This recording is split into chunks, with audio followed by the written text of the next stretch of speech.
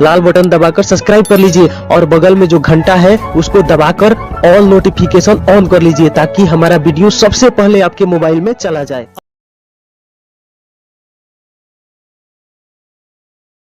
आज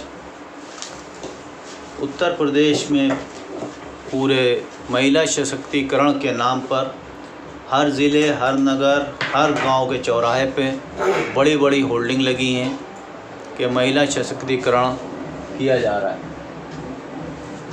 लेकिन आज कोई भी महिला सशक्तिकरण का काम धरातल पे नहीं दिख रहा है। ऐसा क्यों?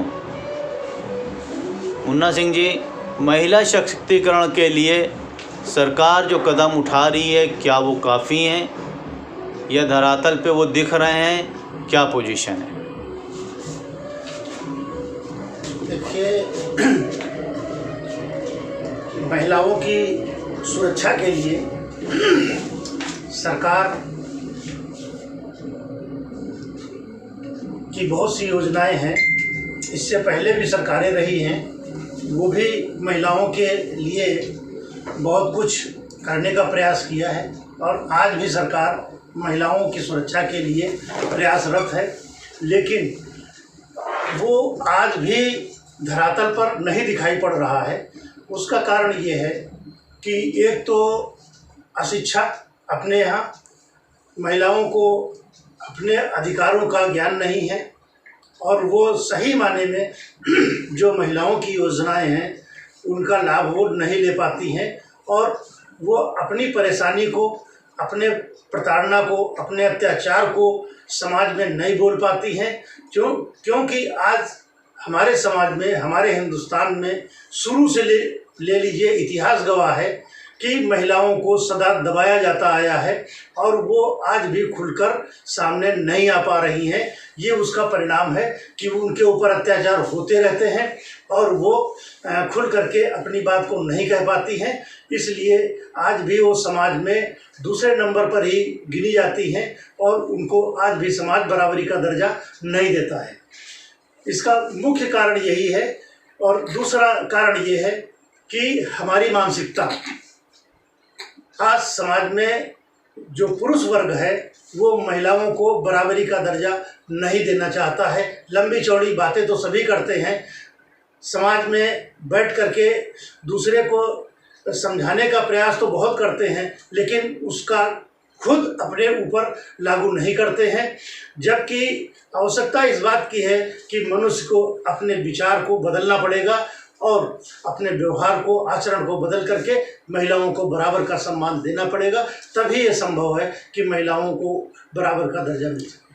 मुन्ना सिंह जी, ये वही उत्तर प्रदेश है जहाँ पे बेगम हजरत महल, रानी लक्ष्मीबाई, झलकारी बाई, उदा देवी जैसी क्रांतिकारी महिलाएं रही हैं जिन्होंने अंग्रेज़ों से लोहा लिया है। उसके बावजूद भी आखिर वह क्या वजह हुई कि आज़ादी से पहले तो महिलाओं का इतना अच्छा सम्मान था, उनके हाथ में जो राज था वो लड़ती थी, लेकिन अब नहीं हो पा रहा ये चीज़।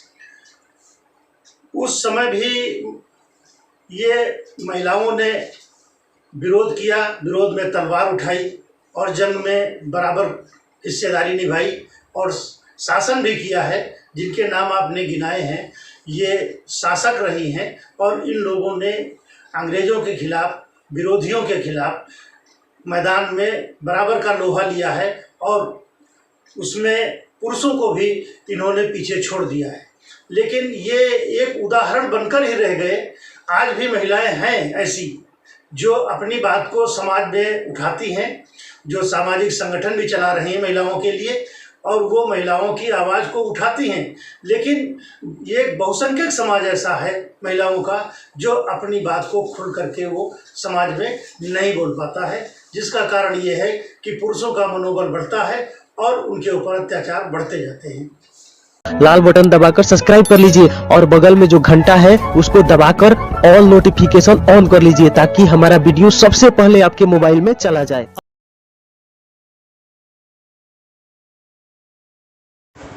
भोला सिंह जी, महिला सशक्तिकरण का मतलब महिला ताकतवर बने, लेकिन महिला ताकतवर बने तो वो अपने परिवार का उत्थान करे, अपने परिवार को लेके चले, अपने परिवार के लोगों को, अपने घर के कर्ता को मनोबल दे, उसका सहारा बने, उसको बल दे।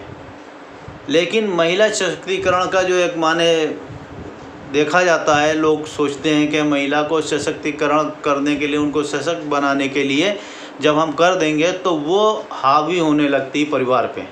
ऐसा क्यों होता है? ये कौन रोक सकता है इसको? देखिए, निश्चित तौर पे समाज से संबंधित ये गूढ़ प्रश्न महिलाओं के प्रति स्वयं एक दुर्भावना होती है, क्योंकि महिला एक माँ भी है, बेटी भी है, बहन भी है। तो महिलाओं को स्वयं आगे आना होगा अपने सशक्तिकरण के लिए, क्योंकि पुरुष जो उस महिला का बाप भी हो सकता है, भाई भी है, पति भी होता है, और वो पूर्णतः सहयोग करता है। लेकिन समाज में कुछ विसंगतियां इस तरह की हो जाती हैं जिसकी वजह से महिलाएं पुरुषों पर हावी होने का रास्ता ढूंढने लगती हैं। और तमाम मामलों में ये देखा गया है कि महिलाएं पुरुषों के ऊपर मुकदमे दर्ज करा देती है। इससे महिला सशक्तिकरण नहीं होगा। महिला सशक्तिकरण इस बात से होगा कि वो पुरुषों के साथ बराबरी का दर्जा हासिल करें और कंधे से कंधा मिला करके चले। ये हम सभी को अपने परिवार में जब महिलाएं बच्ची के रूप में होती, वहीं से संस्कार देना होगा कि महिला को प्रताड़ित न करे, बल्कि उनको एक सम्मान की दृष्टि से देखे। अब आपने देखा होगा कि जब घर में नई नवेली बहू आती है और वो चूंकि अपने परिवार को छोड़ करके तुम्हारे साथ में नए घर में आती है, तो यहाँ की महिलाओं को उसकी सहायता करना चाहिए, ना कि एक सास के रूप में उसको प्रताड़ित करना चाहिए। ये उसके दिमाग में बात धर जाती है और वो परेशान होती है, वो भी इस बात को कि देखिए हमारी सास ने हमारे साथ ऐसा किया था, हमारी ननद ने हमारे साथ ऐसा किया था, हमारे तो इन सबको त्यागना होगा। और वो जो घर का मुखिया है, चाहे वो माँ के रूप में हो,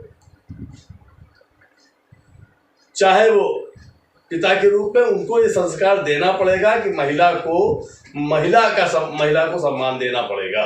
और साथ में पुरुषों से बराबरी करने की बात तो ठीक है, लेकिन उनके ऊपर हावी होना ये गलत है।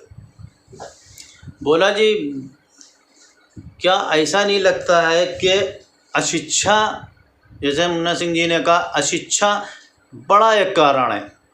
और दूसरी चीज़ एक जो है, जहाँ तक कि हम समझते हैं कि पढ़ाई में महिलाओं के किरदार, जो महिलाओं ने काम किए हैं, चाहे वो फातिमा बीबी हो, चाहे झांसी की रानी हो, चाहे बेगम हजरत महल हो, चाहे चांद बीबी हो या रज़िया सुल्तान हो, क्या इनके किरदार को पढ़ाना नहीं चाहिए? इनको पढ़ाना चाहिए, दिखाना चाहिए कि किस तरह से महिलाओं ने अपने परिवार के लिए तलवार उठाई, जंग करी और लड़ाई की। झांसी की रानी ने सिर्फ झांसी में अपने पति के मृत्यु के बाद अपने बच्चे को हक दिलाने के लिए लड़ाई लड़ी थी।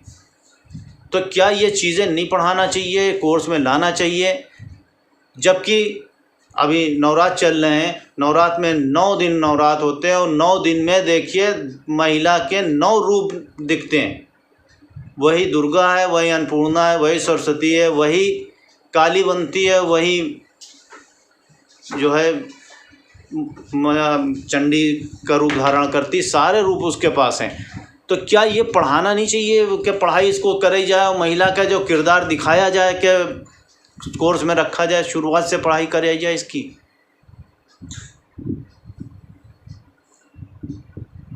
इन लोगों के बारे में, चाहे वो बेगम हजरत महल हो, चाहे उदा देवी हो, चाहे लोपा हो, चाहे मुद्रा हो, और चाहे वो रानी लक्ष्मीबाई, इनके बारे में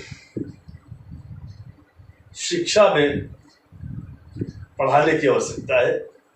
साथ ही उनके आदर्शों को भी बताने की आवश्यकता है, क्योंकि आप ये देखेंगे कि महिला चूंकि विश्व की आधी आबादी है, ये केवल हिंदुस्तान में नहीं, ये पूरे वर्ल्ड में लागू होता है कि महिला अगर सशक्त है और तो वो समाज को आगे बढ़ाएगी। जब समाज आगे बढ़ेगा तो विश्व आगे बढ़ेगा, देश आगे बढ़ेगा, प्रदेश आगे बढ़ेगा, और जिला और गांव और समाज के साथ साथ परिवार आगे बढ़ेगा।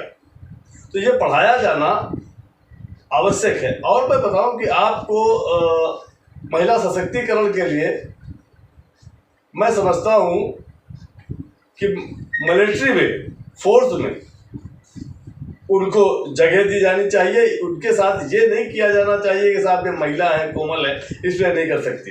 क्योंकि हमने देखा है कि बेगम हजरत महल ने जो चिनहट में, आजकल जो चिनहट है, यहाँ पर उन्होंने युद्ध किया था, न जाने कितने अंग्रेजों को मारा, राजा जयलाल सिंह वहाँ पर शहीद हुए। तो महिला जो है वो किसी धर्म की नहीं होती, न किसी जाति की होती। महिला केवल महिला है, वो जिस जहाँ जाती है उस धर्म की होती है और उस जाति की होती है। और वो इसलिए मैं कहता हूँ कि माँ सबकी होती है, न किसी जाति की है, न किसी धर्म की है, वो देश की होती है। इसलिए इनके बारे में पढ़ाया जाना आवश्यक है। साथ ही मैं एक बात और कहना चाहता हूँ कि पुलिस में महिलाओं को भर्ती तो करा दिया, लेकिन उनको लखनऊ में आप देखें कि कितने थानों के थाना अध्यक्ष महिलाएं हैं।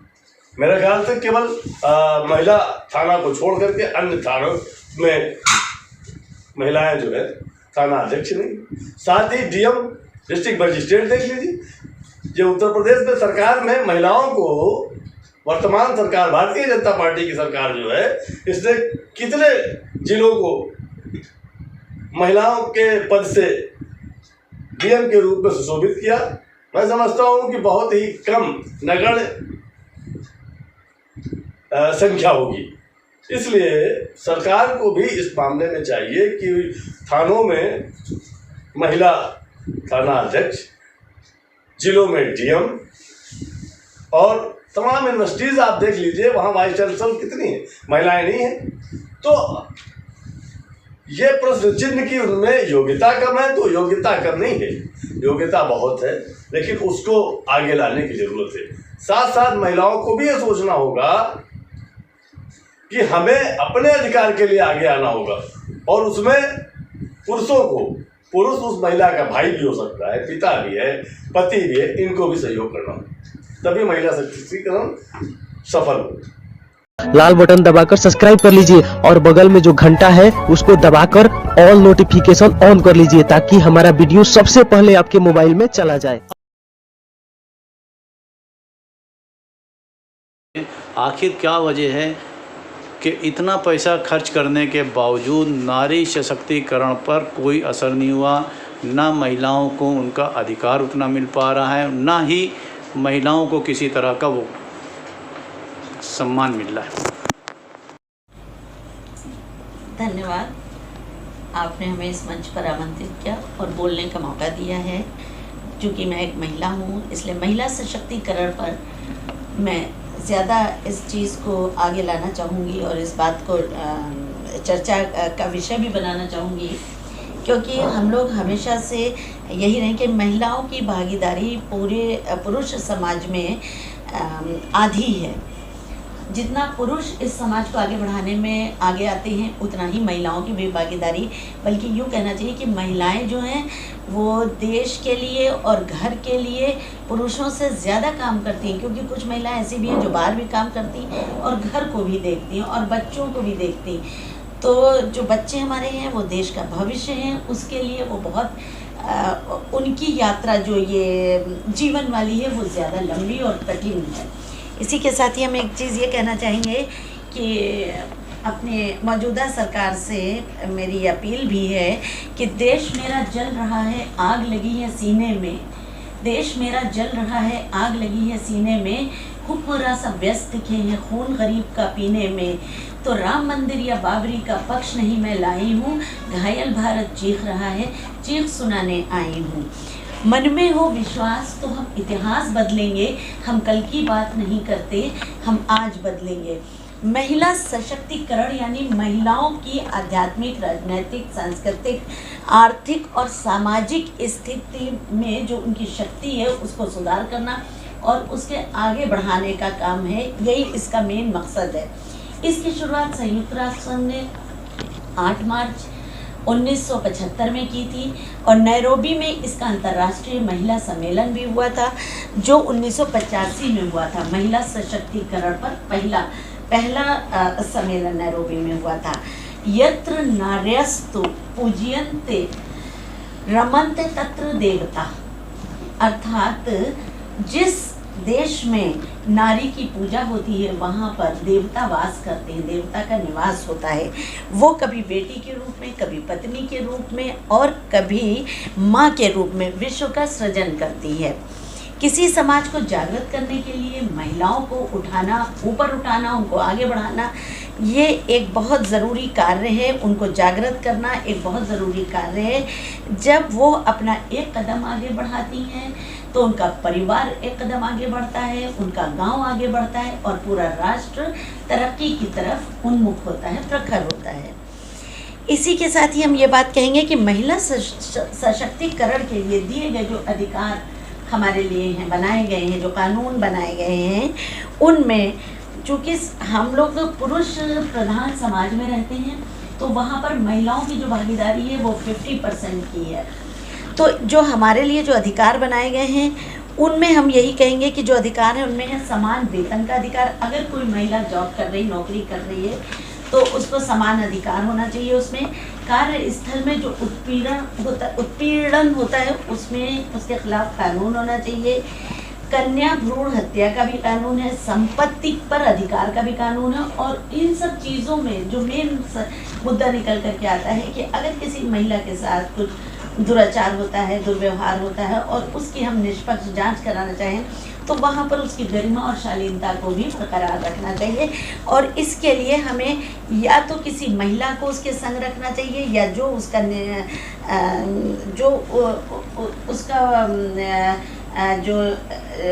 वो कर रहे हैं, तफ्तीश कर रहे हैं, वो महिला ही होनी चाहिए। लेकिन महिला सशक्तिकरण का जो कार्य धरातल पर होना चाहिए वो अभी तक नहीं हो पाया है। इसमें बहुत सारी बाधाएं आ रही हैं। पहली बाधा तो सबसे बड़ी यही है कि सामाजिक मापदंड नहीं रहा सही है। कार्य क्षेत्र में सामाजिक शोषण होता है, लैंगिक भेदभाव होता है, भुगतान में भी भेदभाव होता है, अशिक्षा है लेडीज़ में, बाल विवाह भी इसके एक बड़ी रुकावट है। महिलाओं पर होने वाले जो अपराध हैं वो भी बहुत बड़ी रुकावट है। और कन्या भ्रूण हत्या तो है ही जो बहुत ज़माने से चली आ रही है और अभी भी उसको पूरी तरह ख़त्म नहीं किया गया है। जब तक इन सब में सुधार नहीं होगा महिला सशक्तिकरण को हम धरातल पर पूरी तरह से लागू नहीं कर सकते। और इन सब को सुधार के लिए हमारी जो सेंटर में गवर्नमेंट बैठी हुई है उसको आगे आना पड़ेगा और पूरी तरह से जो उसने कागज़ पे अपने रूल्स बनाए, रेगुलेशंस बनाए हैं उनको धरातल पे लाना पड़ेगा। लाल बटन दबाकर सब्सक्राइब कर लीजिए और बगल में जो घंटा है उसको दबाकर ऑल नोटिफिकेशन ऑन कर लीजिए ताकि हमारा वीडियो सबसे पहले आपके मोबाइल में चला जाए। महफूज आलम जी, दुनिया में अगर देखा जाए पूरे वर्ल्ड में तो महिलाओं के लिए सबसे ज़्यादा कानून भारत में बने और पूरी दुनिया में पहली महिला सेना जो बनी रानी लक्ष्मीबाई की और दूसरी जो सेना बनी वो बेगम हज़रत महल की।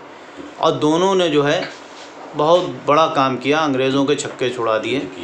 और बेगम हज़रत महल, उदा देवी इनकी सिपह सालार रहीं, झलकारी बाई वगैरह रहीं, तो इनकी फ़ौज में जो थी तो अब अंग्रेज़ सिर्फ अवध में ही आके हारे थे, बाकी कहीं नहीं हारे थे। उसके निशान आज भी मौजूद हैं लखनऊ में। तो इतने कानून होने के बावजूद महिला सशक्तिकरण की ज़रूरत क्यों पड़ती है? क्यों ये राग अलापा जाता, क्यों इसका एडवर्टाइज़ किया जाता, क्यों जो है महिला सशक्तिकरण के नाम पे करोड़ों करोड़ों रुपया खर्च किया जाता है? देखिए असलम साहब, ये टॉपिक आपने बहुत ही अच्छा उठाया है। महिला सशक्तिकरण, हमें ये जानना होगा। महिला तो हम जानते हैं, ये सशक्तिकरण क्या है, ये क्या चीज़ है, इस वर्ड के असली, इस शब्द के असली माने क्या है? सशक्तिकरण का अर्थ है कि महिलाओं को वो स्वतंत्रता देना कि वो स्वतंत्र रूप से पढ़ें और हर अपॉर्चुनिटी पे उनको बराबर का हक हो।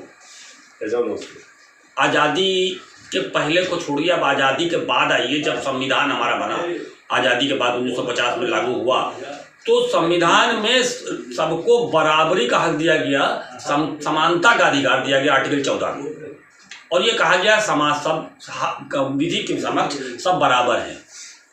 अब बराबर में हिंदुस्तान में, भारत में 48% की आबादी महिलाओं की है, लेकिन पूरे हिंदुस्तान में सिर्फ एक चीफ मिनिस्टर औरत है।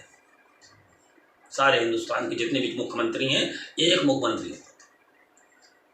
पंचायत इलेक्शन में, लोकल बॉडीज इलेक्शन में तो रिजर्वेशन और कोटा उनको दिया गया, लेकिन संसद में अभी तक कोटा नहीं महिलाओं का बन पाया। क्यों? क्वेश्चन उठता है, क्यों? सवाल उठता है, क्यों? कागज पर सशक्तिकरण करना और असलियत में धरातल पर सशक्तिकरण, दोनों में फर्क है। हमारे वहाँ कानून तो बन रहे हैं, लेकिन उस कानूनों का मिसयूज होता है, और धरातल पर आपको महिला सशक्तिकरण जो दिख रहा है वो बिल्कुल नहीं दिख रहा है, ना के बराबर दिख रहा है। चाहे वो अपराध का क्षेत्र हो और चाहे वो शासन में हो, चाहे प्रशासन में हो। जब कभी किसी पढ़ाई का रिजल्ट आता है तो आपको पता चलता है कि लड़कियां सबसे आगे निकल गई पढ़ाई में, लेकिन जब आप प्रशासन में देखते हैं तो ना आपको किसी जिले में बड़ी पोस्ट पर पुलिस में लेडीज ऑफिसर दिखती है, ना प्रशासन में कहीं डीएम और बड़ी ऑफिसर दिखती है। ऐसा क्यों? ये भी सवाल हम अपने आप से पूछ रहे हैं।